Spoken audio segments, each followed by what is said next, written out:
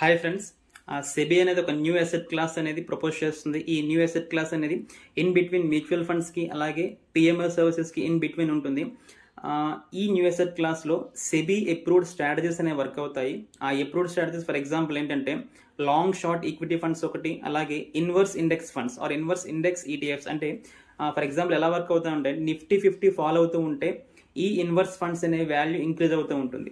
So mostly ఈ new asset class అనేది suitable only for higher risk investors కూడా minimum 10 lakhs కన్నా ఎవరైతే అబౌవ్ ఇన్వెస్ట్ చేస్తారో వాళ్ళకే ఇందులో ఎలిజిబిలిటీ ఉంటుంది.